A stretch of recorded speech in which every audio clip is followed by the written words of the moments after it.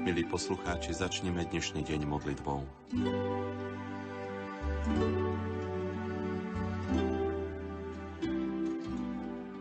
V mene Otca i Syna i Ducha Svätého. Amen. Otče náš, ktorý si na nebesiach, posväť sa meno Tvoje. Príď kráľovstvo Tvoje, buď vôľa Tvoja ako v nebi, tak i na zemi.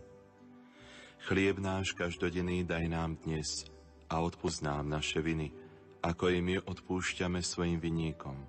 A neuveď nás do pokušenia, ale zbav nás zlého.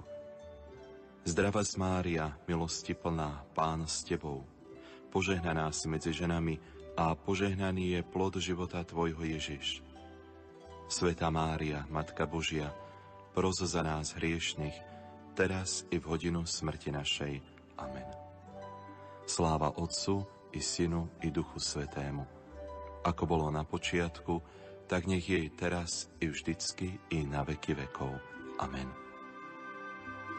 Verím v Boha, Otca Všemohúceho, Stvoriteľa neba i zeme, i v Ježiša Krista, Jeho jediného Syna, nášho Pána, ktorý sa počal z Ducha Svätého, narodil sa z Márie Panny, trpel za vlády Poncia Piláta, bol ukrižovaný, umrel a bol pochovaný.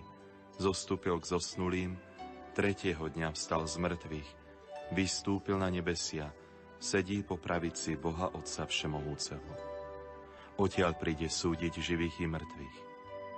Verím v Ducha Svätého, v Svätú cirkev katolícku, v spoločenstvo svätých, v odpustenie hriechov, vo vzkriesenie tela a v život večný.